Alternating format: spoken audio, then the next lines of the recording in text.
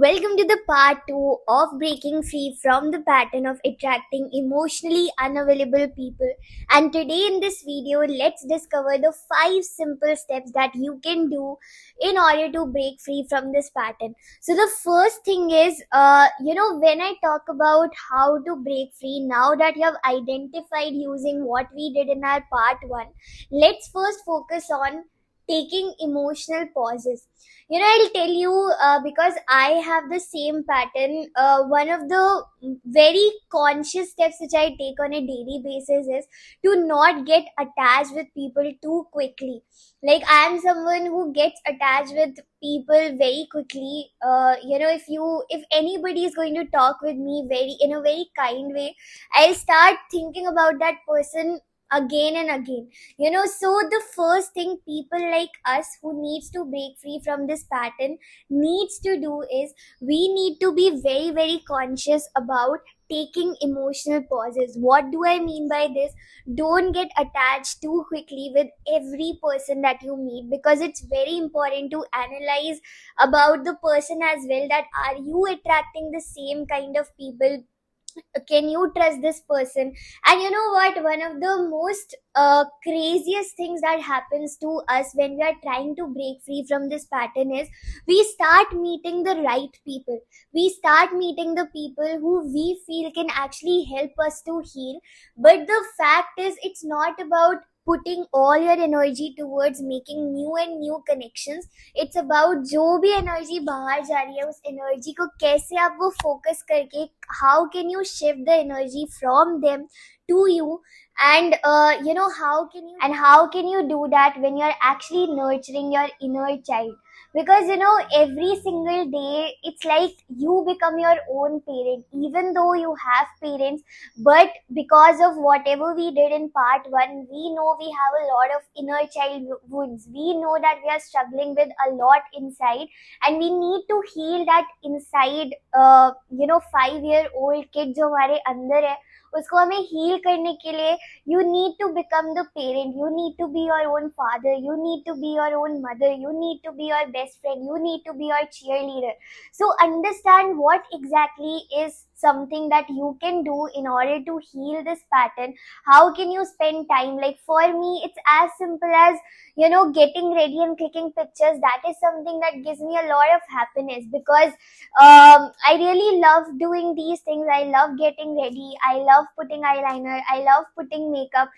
This is something I've always done since I was young.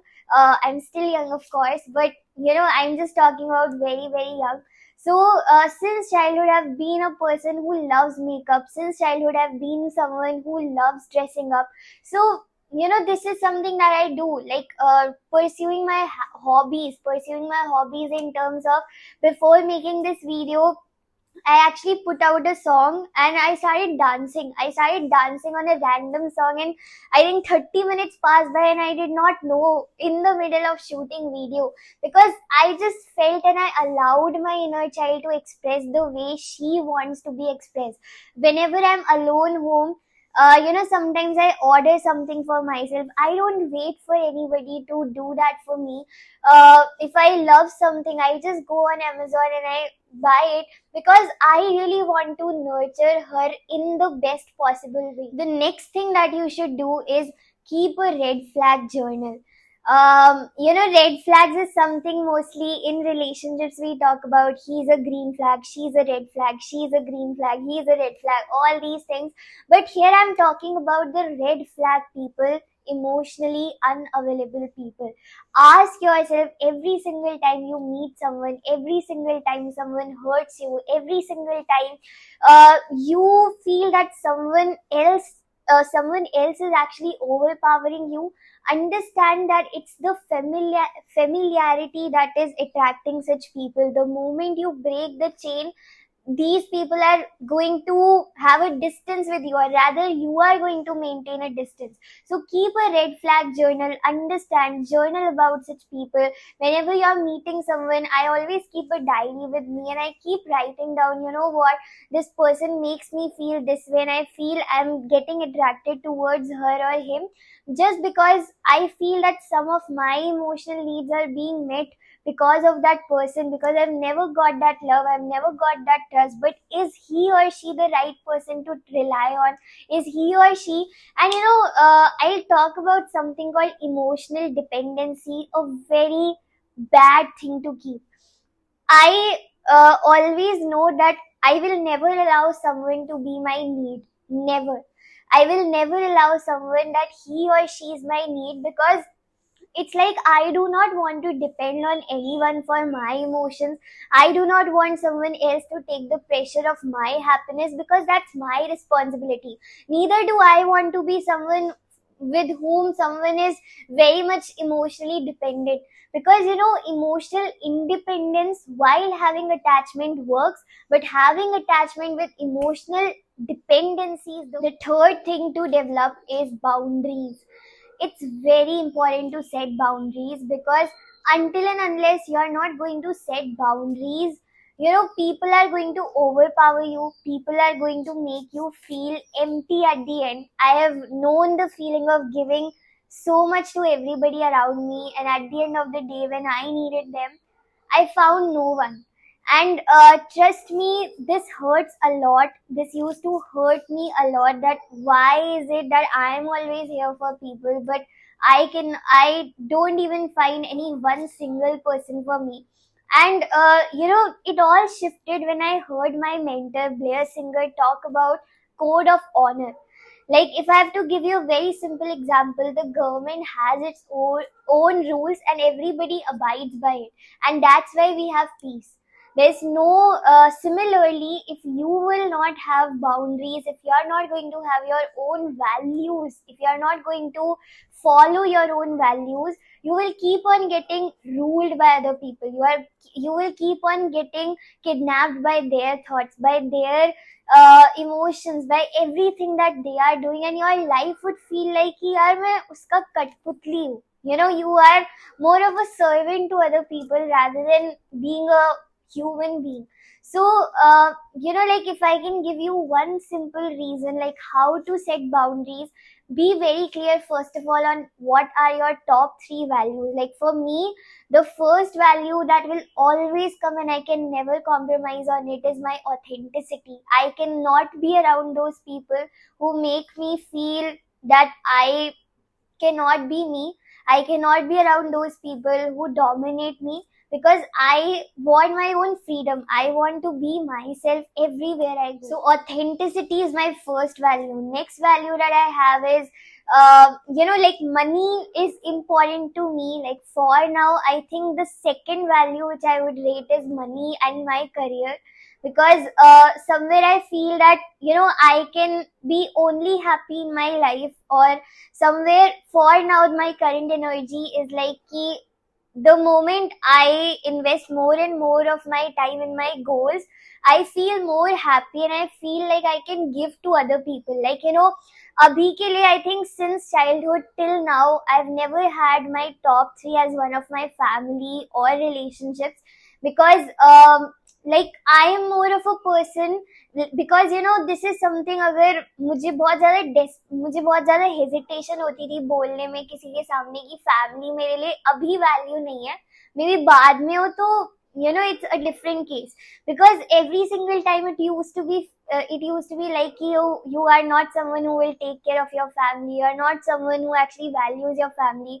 And it's nothing like that. I love my family. I love every single person who is there, my parents, Bruce, everyone who matter to me. But yes, for now, I will not consider them as my top 3 values, because I cannot be happy till the time my career is not set. And till the time that is not set, I cannot give back to people fully, the people who matter to me, right? So if anyone, the only reason I'm sharing about my values is so that you can understand it's okay if family is not value. It's okay to prioritize money. It's okay to prioritize other things that matter to you, so that in your future you can be available for everything that your family wants. So after authenticity, money and career, I think my third value would be energy. Like, energy is something that is very important to me. If I don't have energy, I cannot do anything. So energy, having people around me who support me, having people around me who make me feel happy, having people around me, or having this space, like, if you see this space behind me, I'm a reader as well. I'm an angel card reader, I'm a tarot card reader.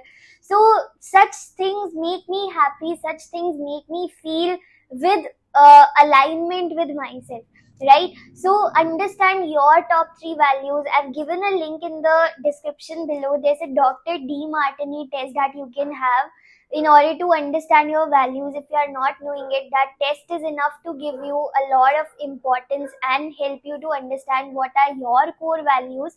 And then I have my own boundaries. Like, one of my boundaries is I don't reply very fast. Like, I cannot reply to people very fast. If you message me today, maybe my reply will come to you after 2 to 3 days, because it's not that I'm not replying to you intentionally, but it's just that I want to honor my own time. I want to honor my own space. If I'm working the entire day, then you cannot expect me, or someone cannot expect me to reply them on the spot. And that's one of my boundaries that people are learning around me. The second boundary that I have is I don't work after 10 p.m. Like, pehle I used to say yes to every single person who used to ask me after 10 p.m., but now it's a no, because it's something that I'm getting firm on. It's something that I can have my own me time. I can have a time where I can rest. My next boundary is to not work with people who don't align with me. Like, I cannot force myself to work with someone who whose energy does not align with me. So, like, these are some career related boundaries or work related boundaries. Then I have some money boundaries that I'm trying to make. Then I have my own relationship boundaries. So you see and understand what exactly are your boundaries, and if someone is trying to cross them, please remove them from your life. You don't have to beg someone to stay. That's one of the I think hard things that I have learned in my life. Don't beg someone to stay. If they want to stay, they will find a reason to stay, right? So I hope that these things of me sharing about my own experiences are helping you. And the last thing is, I've given a special daily routine, 5-minute routine that you can have on a daily basis in order to work with yourself, in order to work on yourself, in order to break the pattern. I've given some exercises that I cannot explain you in this video, because that's something we actually do in our coaching sessions. So I've given some questions, I've given some tools and techniques in the chat box, in the like in our description. Go ahead, understand it, do it, and I'll see you in the next video. I will also be uploading soon some meditations for all of you, so that you can start working on yourself, so that you can start listening to those meditations and work on your inner child wound. The only last message that I have for you is, break the pattern. It's not a coincidence that you have been picked, or people like us have been picked to do this work. It's something that we are the chain breaker of our own generations, and I hope that you can understand it, honor it, and value it. See you in the next one.